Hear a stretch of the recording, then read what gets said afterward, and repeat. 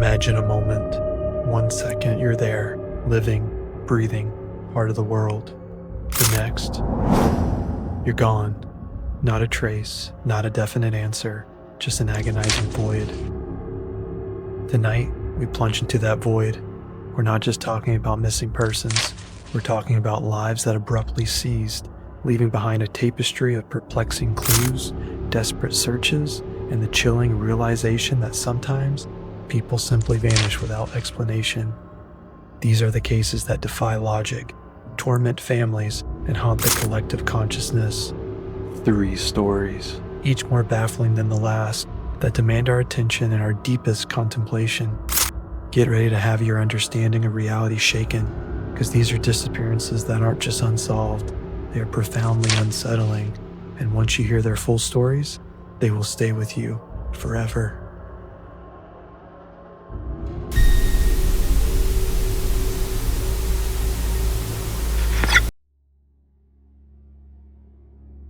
On a cold Monday night, February 9th, 2004, a series of seemingly mundane decisions converged into one of America's most enduring true crime mysteries. Maura Murray, a bright 21-year-old nursing student at the University of Massachusetts Amherst, was at a crossroads in her life. She'd recently been involved in a minor car accident, had some issues with her boyfriend, and had even been accused of credit card fraud. On that Monday, she sent cryptic emails to her professors and work supervisor claiming a death in the family, a claim that was later proven false. She packed a duffel bag, emptied her bank account of several $100s, and drove north into the desolate, snow-covered landscape of New Hampshire. Around 7:30 p.m., her black Saturn sedan was found crashed into a snowbank on Route 112 in Woodsville. The car's windshield was cracked and the airbags had deployed. A passing bus driver stopped to offer assistance. Maura, appearing unharmed but visibly shaken, declined help, stating she had already called AAA. But when law enforcement arrived just minutes later, Maura was gone. The car was locked, her keys were missing, and inside, they found her cell phone, an empty wine bottle, and a box of chocolates.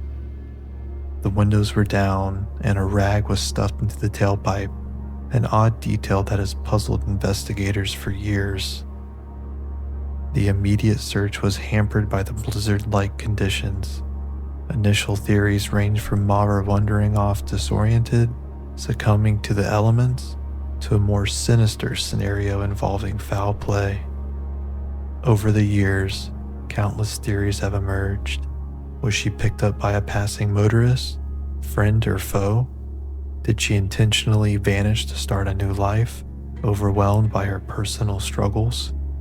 The sighting of a mysterious red truck near the scene, and later, the discovery of her ATM card in a garbage can in a distant town, only added layers of complexity.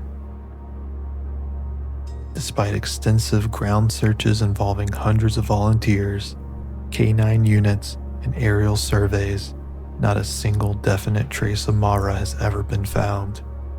No body, no consistent eyewitnesses accounts of her leaving the scene, and no compelling evidence to support any one theory over another. The vast, unforgiving wilderness of the White Mountains seemed to have simply swallowed her whole. The Maura Murray case remains a chilling testament to how quickly a person can disappear, leaving behind a trail of unanswered questions that continue to haunt her family and a dedicated community of online sleuths. What truly happened on that cold New Hampshire night? The silence is deafening.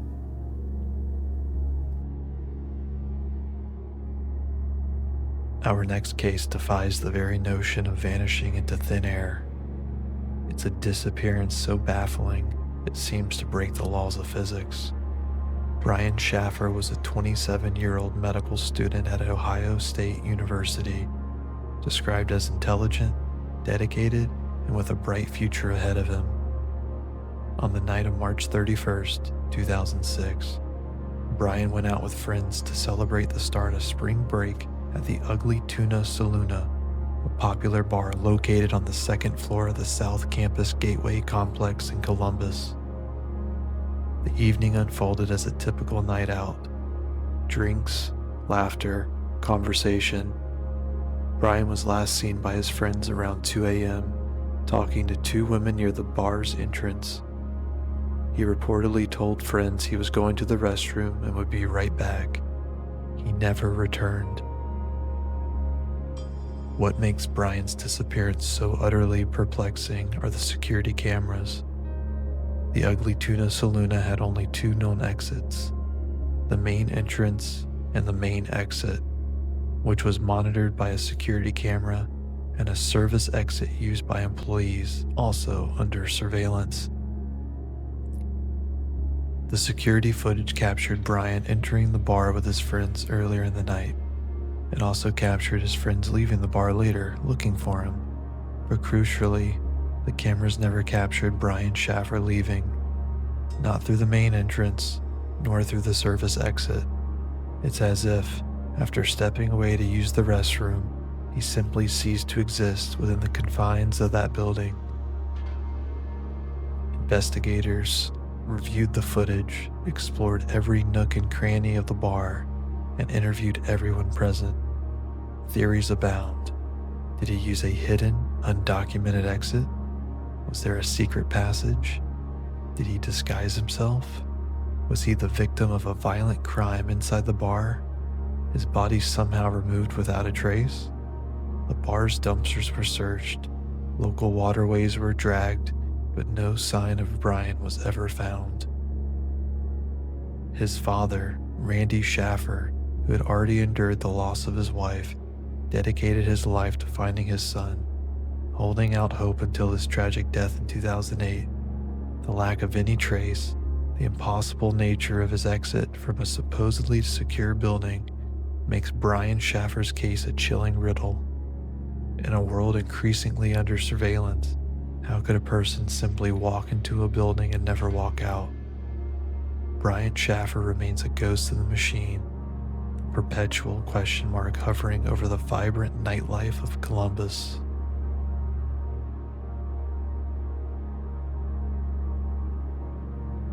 Our final case is perhaps the most tragically entangled with a monumental historical event, yet it remains an agonizing mystery all its own. Dr. Sneha Philip, a 31-year-old physician, was last seen on September 10, 2001, in Lower Manhattan.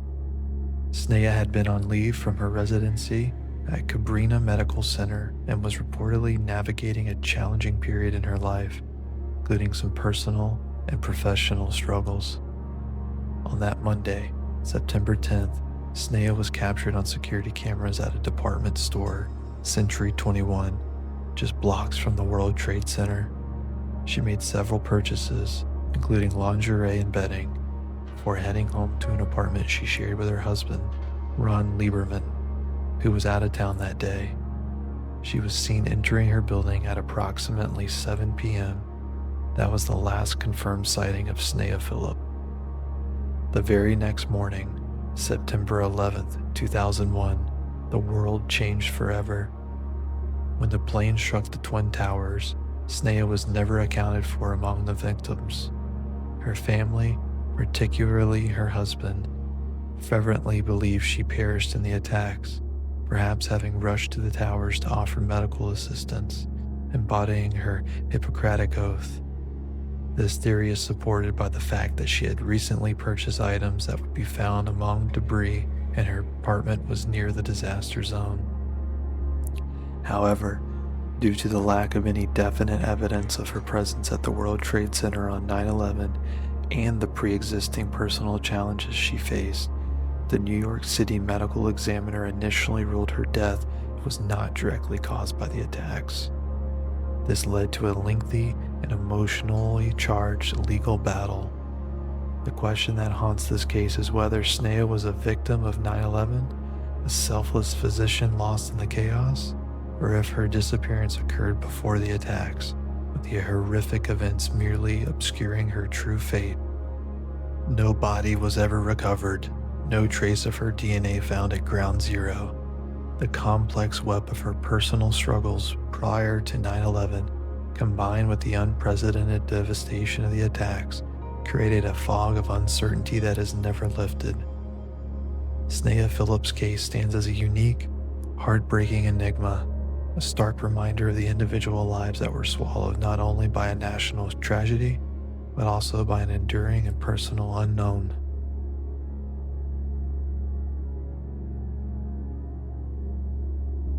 Maura Murray, Brian Shaffer, Sneha Philip, 3 lives, 3 unimaginable disappearances, each story a chilling testament to the fragility of existence and the enduring power of the unknown. These are not just cold cases, they are gaping wounds for the families left behind, forever grappling with the agonizing question, what happened? While we may never fully comprehend the circumstances surrounding their vanishing acts, it is vital that we keep their stories alive. We speak their names, we discuss their cases, because awareness can sometimes spark a new lead, a forgotten memory, a piece of the puzzle that finally fits. If you possess any information, no matter how insignificant it may seem, regarding any of the cases, we implore you to contact the relevant authorities. The search for answers continues, for Maura, for Brian, for Sneha, and for all those who have vanished without a trace. Thank you for joining us on this deep dive into the unsettling world of unsolved disappearances. Until next time, stay curious, stay vigilant, and never forget those who are still waiting to be found.